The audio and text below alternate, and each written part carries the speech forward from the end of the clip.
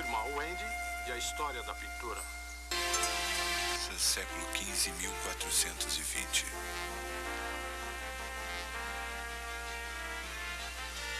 O mundo mudou aqui.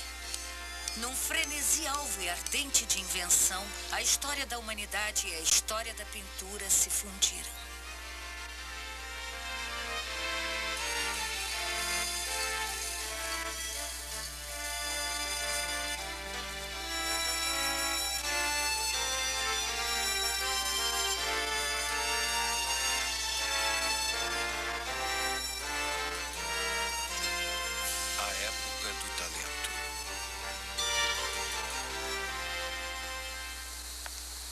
A cidade de Florença, possivelmente a cidade mais importante na história da pintura, porque era a cidade da Renascença, onde Leonardo, Michelangelo e Botticelli viviam e trabalhavam.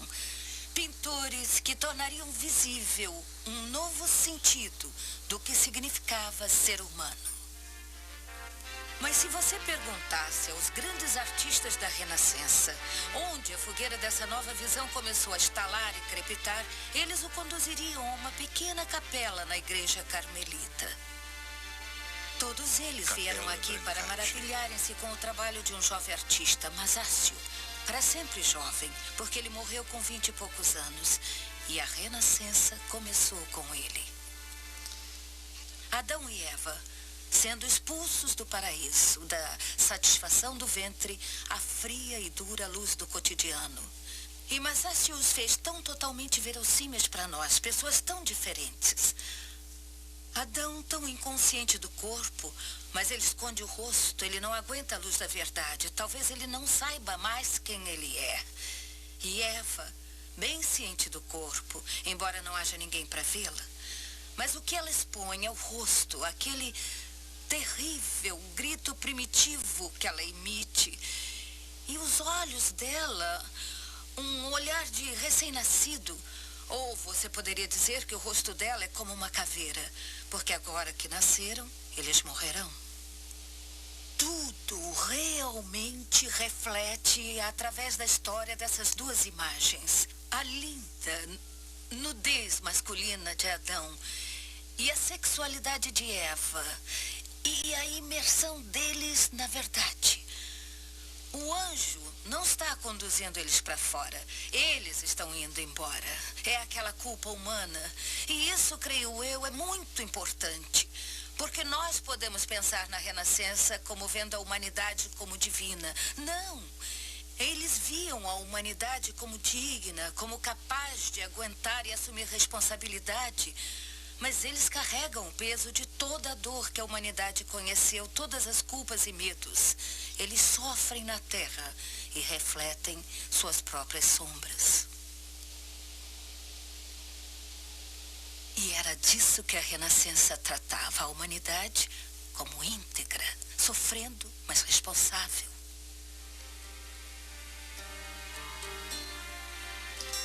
Os artistas precisam de patrocinadores e os artistas florentinos tiveram muita sorte em achar mercadores e banqueiros cultos em sua cidade.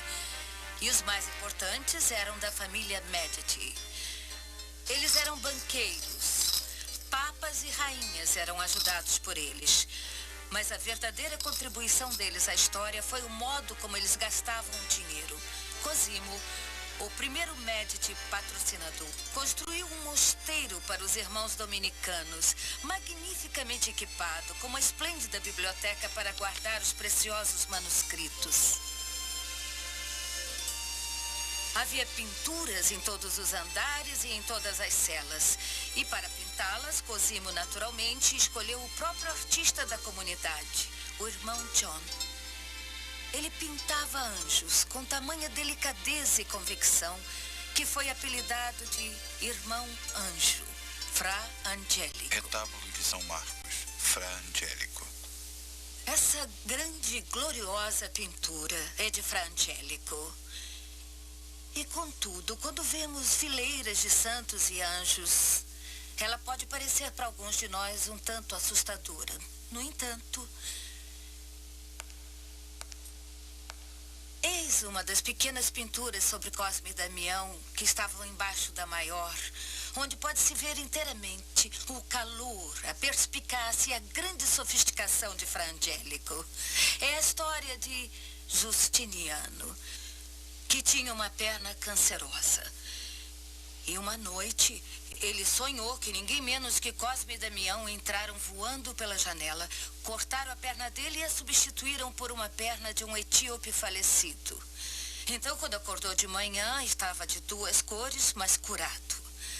Bom, essa pequena pintura é maravilhosa. O espaço é tão real. Ali está o banquinho, lá estão os chinelos. Note 2 chinelos. Isso mostra que Justiniano claramente esperava um milagre. E ali está o urinol dele e todos os remédios sobre a cabeceira. E aqui estão os santos, ainda usando as roupas da vinda deles do céu. E eles enrolaram a cortina tão ordeiramente e se inclinaram com o brilho deles, com a intenção de suturar a perna negra. O moral da história, claro, é que nós devemos cuidar dos nossos semelhantes. E ninguém faria isso com tanto frescor renascentista como o querido Fra Angelico.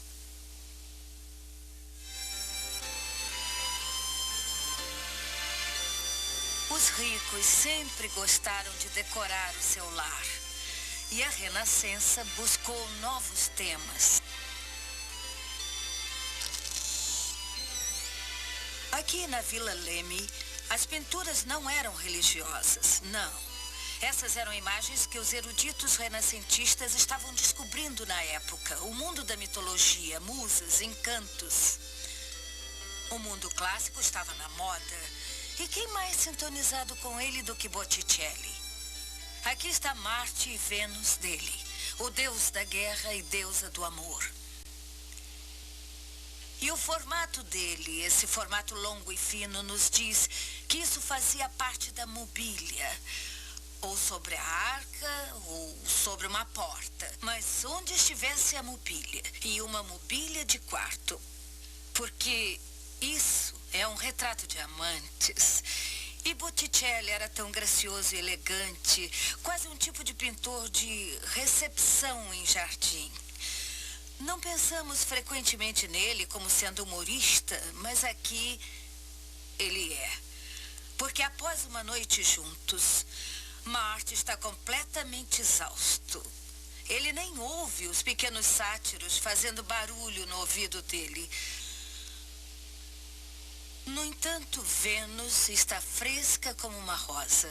O cabelo não está desalinhado. E é claro, já que isso era mitologia, isso mostra que o amor será sempre mais forte do que a guerra e irá arrancar a armadura da guerra. E Botticelli tinha consciência disso. Mas eu acho que ele não tinha consciência de alguma coisa nele mesmo. Porque ele era um homem que nunca achou uma parceira. Um homem solitário. E repare bem nesses amantes, como estão separados. Não há unicidade. Você não sente que Marte se importa com isso? Ele só está imerso numa espécie de cochilo insensível. Mas Vênus, naquele brejeiro sorrisinho, você não acha que há um elemento de uma mulher encarando a solidão? Será que muitas mulheres renascentistas olharam para isso e sentiram que essa era a vida de uma mulher? Eu acho que são todos esses elementos. A perspicácia e o compromisso moral que eram tão profundos no Botticelli. E essa inconsciente compreensão do que significava estar só, que tornam essa pintura atraente como ela é. A Renascença praticamente se tratava de aprender a controlar o mundo. E o fundamental disso era a nova ciência da perspectiva. Foi Masaccio quem trouxe perspectiva à pintura, um dos eventos cruciais da história. A trindade dele está pintada na parede de uma grande igreja florentina. Mas o esqueleto de Adão, o primeiro homem, está bem embaixo da saliência. E em cima dela, o Cristo crucificado pendurado no espaço real, como se numa capela lateral. É difícil de acreditar que isso não é arquitetura, só pintura.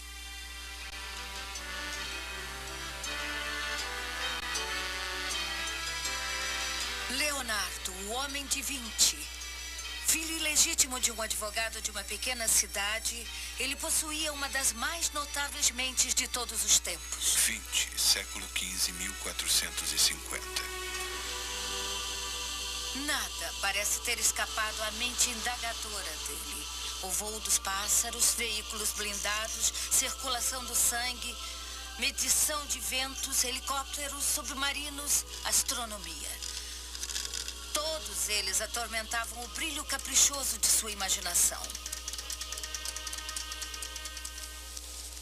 O que podemos deduzir de um homem que enviou uma ficha para emprego, incluindo em detalhes sua perícia em engenharia e ciência, e acrescentou um pós-escrito dizendo que também pintava um pouco? E foi isso que ele pintou, um dos mais famosos quadros de todos os tempos.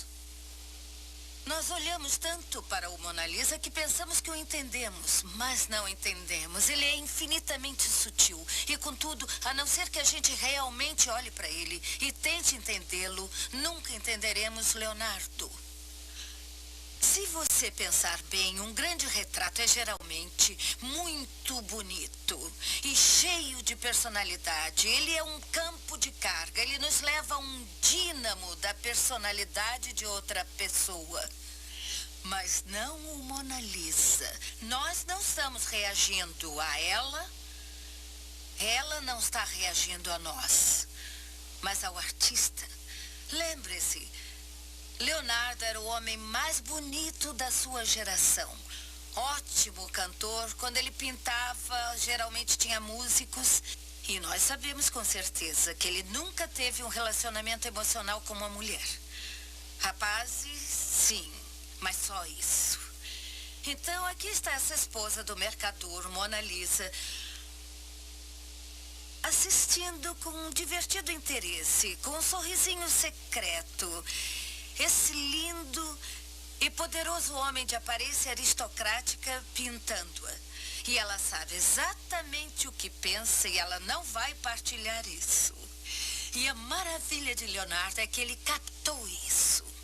Esse olhar, não de partilhar a personalidade dela, mas de olhar para ele, sorrindo secretamente e se mantendo em mistério. E você pode ver que ao fundo ele pintou aquela maravilhosa vista de colinas se fundindo umas com as outras, montanhas misteriosas e rios, tudo sugerindo, é claro, o eterno mistério da feminilidade. E ela provavelmente está sentada a boa distância de sua cozinha e sabe que o eterno mistério da feminilidade significa algo bem diferente para Leonardo do que para qualquer outro que ela conhece. E ela está gostando. E Leonardo teve realmente a humildade, teve o talento de partilhar o segredo. Eu não vou lhe mostrar como eu sou, só irei lhe mostrar minha reação, não minha personalidade. Ela merece ser a maior pintura do mundo, ou pelo menos a mais famosa. Roma, século XVI. Leonardo 1500. introduziu o clímax da época, a Alta Renascença. O centro havia mudado para Roma. Na época, uma cidade um tanto lamentável, com vacas pastando no furo. Mas um ambicioso papa achava isso humilhante. Júlio II queria fazer com que Roma voltasse ao seu antigo esplendor imperial. E começou a reconstruir a cidade numa escala gigantesca. E no centro, ele construiria São Pedro, a maior catedral do mundo.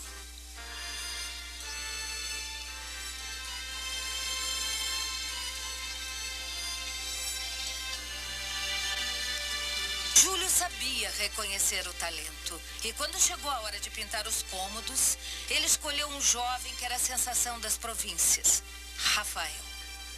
Ele tinha só 25 anos e era inteligente.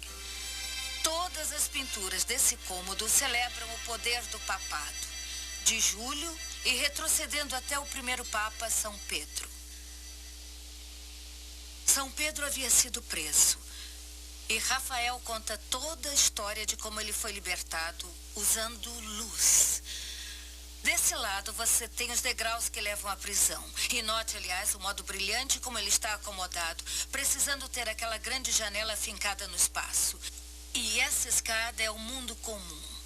E eles têm duas fontes de luz. Ele tem a lua flutuando lá no céu e ele tem a luz artificial, que na época era a tocha. Agora eles podem ver através daquela luz. Mas está confuso, estão discutindo, tudo desprovido de claridade. Dentro da prisão há uma outra luz. Há um anjo feito de luz e irradiando uma extraordinária luminosidade celestial que ninguém jamais viu. E São Pedro também não vê. Seus olhos estão fechados. Como os guardas, ele dorme. E dormindo, ele tem um sonho.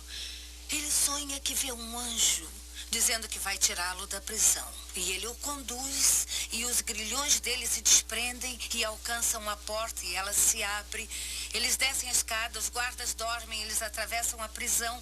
As portas se abrem, os guardas dormem, ninguém os vê. Eles saem da prisão. E o anjo deixa. Ele acorda.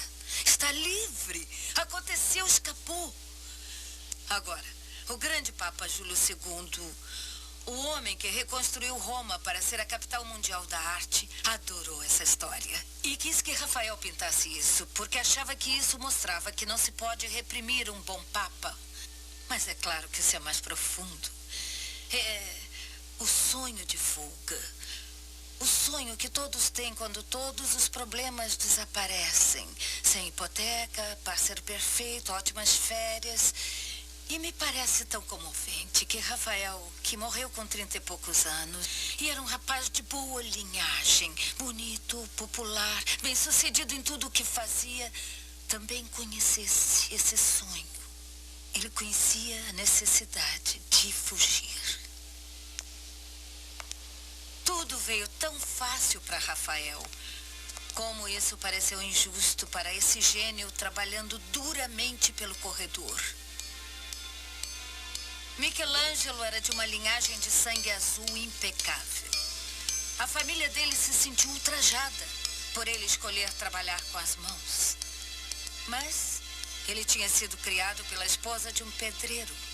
Ele gostava muito de ficar com as mãos sujas e o macacão manchado.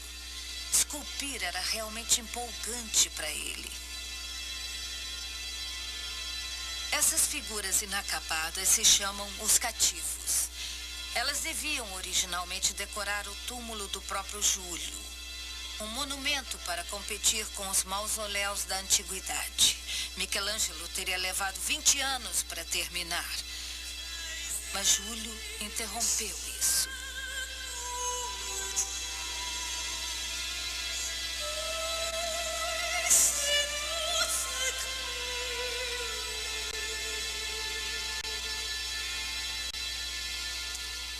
Ele pediu ao artista para pintar um teto. Michelangelo detestava pintar. Ele achava que não tinha talento para isso. E aqui está o que ele fez.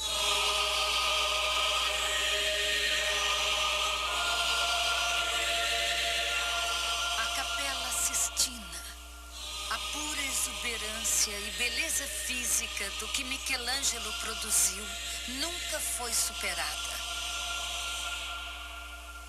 Podemos quase dizer que toda a renascença, que se trata de nova vida, está resumida no nascimento de Adão.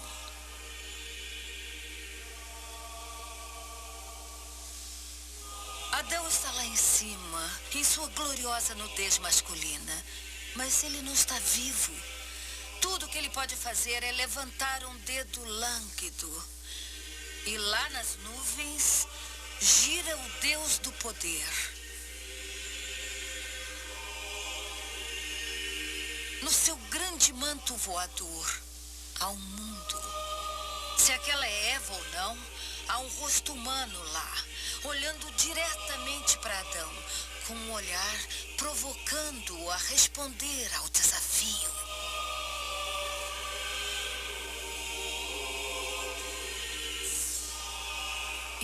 dedo de Deus toca o do homem. Adão é tão bonito, mas ainda não tem uma mente, não está vivo. E isso importava intensamente para Michelangelo. Ele achava que o auge da beleza era o jovem corpo masculino. Mas tinha de ser um corpo pensante. E para demonstrar isso, ele pôs por todo o teto o que chamamos de inuti. Os eruditos frequentemente se perguntaram o que estão fazendo lá. O que estão fazendo é tornando isso inescapável. Que somente beleza não basta. Você precisa ter um espírito. Precisa ser um ser pensante. E todo o teto conta a história da nossa aventura através do tempo, a qual nos trouxe onde nós estamos agora.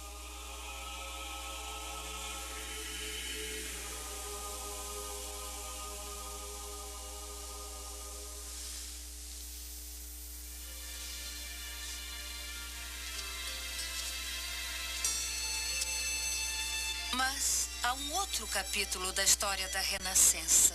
Um que começa na cidade de Veneza e o qual tem todo um esplendor próprio.